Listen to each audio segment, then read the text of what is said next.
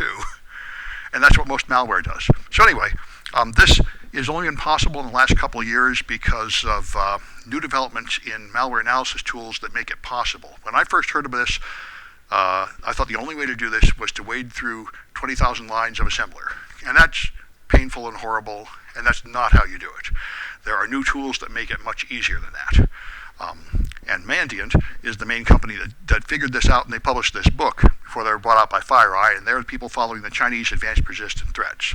There's two people following the government-sponsored hacking. There's two main groups. Mandiant is the American group that primarily focuses on what the Chinese are doing, and Kaspersky in Russia focuses primarily on what the NSA is doing. They call them the Equation Group.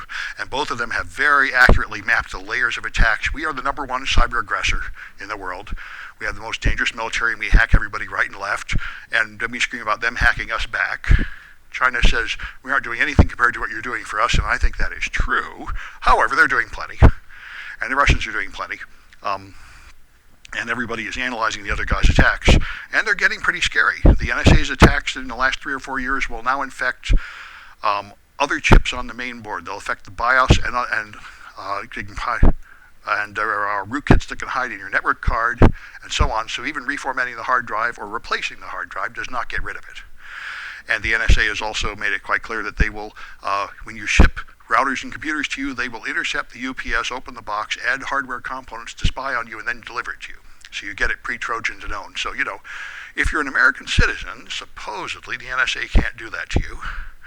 But if you're European, they totally can, and that's why Mikko Hyponen is so mad all the time at F-Secure, because he says Europeans should never use American services. As a matter of fact, it probably violates European privacy law for Europeans to use American companies like Google and Yahoo, because everything they have to hand it right over to the government, because there are no privacy rights for foreigners. But currently, there is no European offering to compare with them at the price, so everyone does it anyway.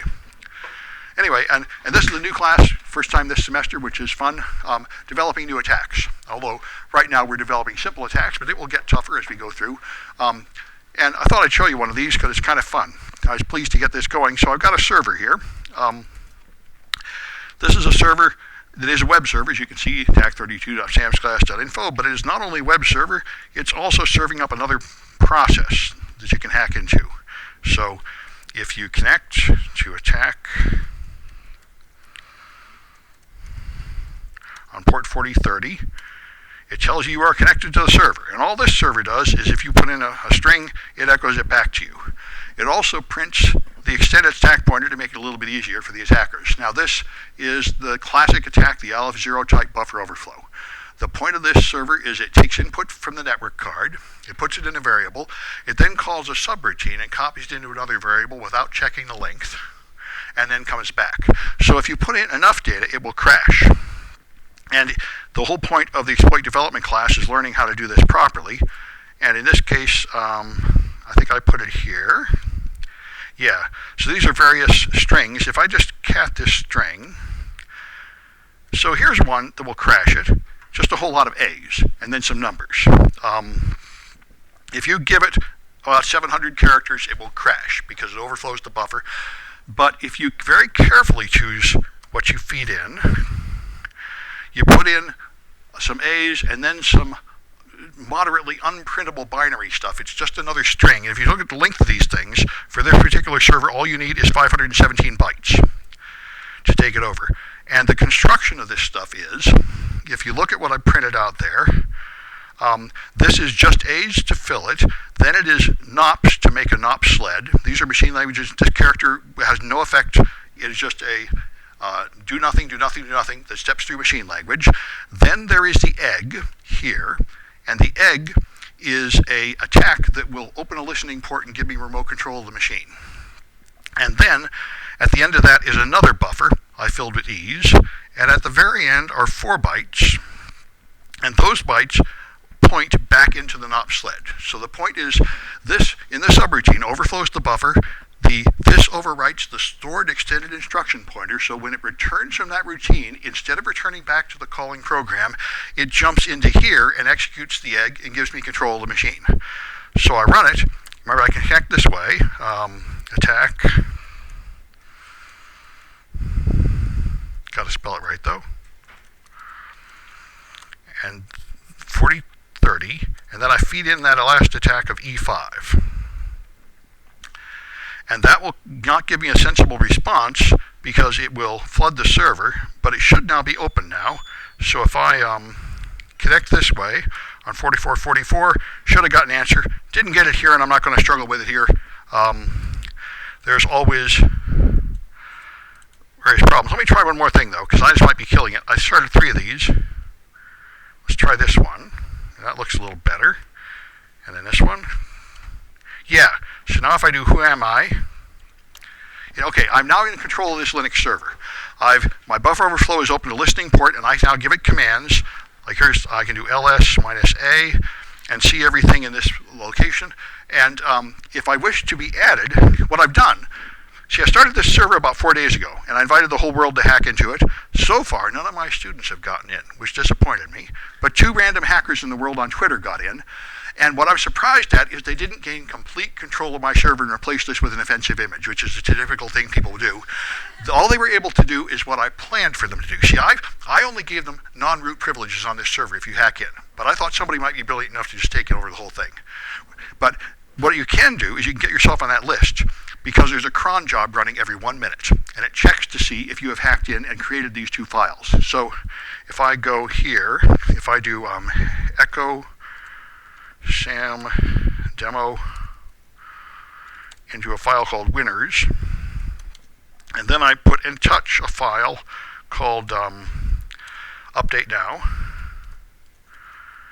then it will detect that within 1 minute and delete those 2 files and put the contents of winners on that list. That's what my cron jobs are doing, and that's all people have done so far. So within a minute, it'll pop up another line there. And so the point is I own it, but this is the first step. I found a vulnerability and taken over, but now I'm only controlling that machine with the privileges of the server.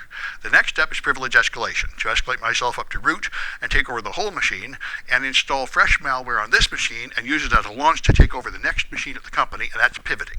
And that's how you do it. And this is why every company is vulnerable, and every pen tester has a success rate of 100%. If they don't have a 100% success rate at getting domain administrator at your company, then fire them because they are incompetent. There is always a way in, because somewhere in your vast company there is some idiot that brought in an old laptop that doesn't have its patches, or forgot to update their antivirus, or installed some stupid game or something, or AOL Instant Messenger.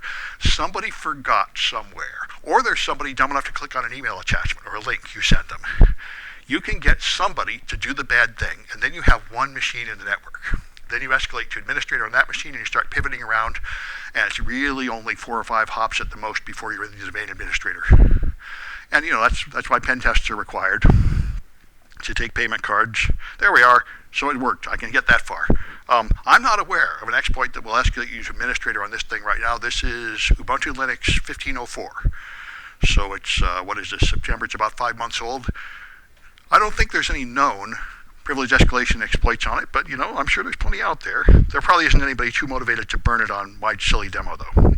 Anyway, because you can only use these things so many times. This one here was a lot of fun. I taught this class here for the first time last semester, hacking mobile devices, and this turned into quite a circus because I started looking at Android security. And Android security is ridiculous. It's the way Windows security was in the early 90s. If I decided to try large companies that really ought to be secure, and I think I'll just go over this one. Yeah. So I went to this one was probably the most, code modification. See, I should mention this. This is actually quite useful for you folks. OWASP is a group you really should know about. OWASP is the Open Web Application Security Platform. It is a volunteer organization. It has people from almost every company you've ever heard of that cheerfully donate their time to it, and they analyze the security of web applications primarily, servers like Gmail and such, because they're the most important ones, and they get hacked all the time. And they rate, among many other things, they have a top 10 list, which are the top 10 vulnerabilities, and they have details of how to prevent these vulnerabilities in all the popular languages. And they have one for mobile devices. So I started looking here for various problems, and the ones that are easiest to detect are insecure data storage on the device, so that if someone steals your phone, they get your secrets. Insufficient security and transport, like a lot of mobile applications send plain text passwords over the internet, or if they use HTTPS connections, they implement them improperly so you can still intercept them and steal the data. And another particular one that I find by far the most common is M10, lack of binary protections. If you write a program in C++ and you compile it and you sell it like Microsoft Office, what the user gets is an object file, executable code, and it's very hard to get from that back to source code. But it is very easy to get from Android applications back to source code.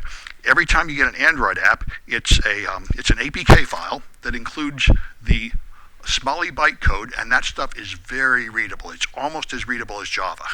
And in there you will find their algorithms, their passwords, everything. And you can also modify it and make a modified file with a Trojan in it. So I tested to see how many of the big companies have this problem, and the answer is 70% of them.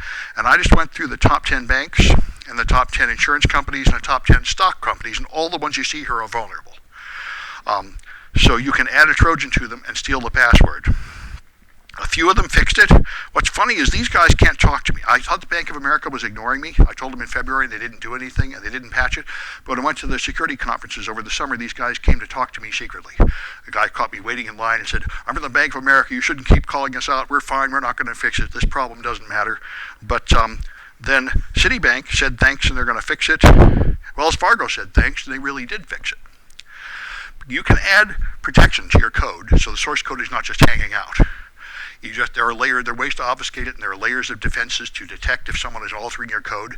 There are products you can buy for just a few $1,000s that will do it, and these guys have got the money, but they just don't care. And there's a lot of other problems. A lot of these guys send data insecurely when you log in, leave your data on the phone. And the funniest one, I put one here with a special color to show TD Ameritrade gets the special Ig Nobel Prize. So I sent TD Ameritrade this notification in February. And what I said was, what I did was I took a phone and ran their app, and I took you can just pull the APK file right off the phone here. The APK file is like a zip file that includes the entire Android app, and you can unpack it and you will see the source code, and the source code just looks like this. Username, password, just sitting right there. So it's pretty easy to steal. You can just grep for password.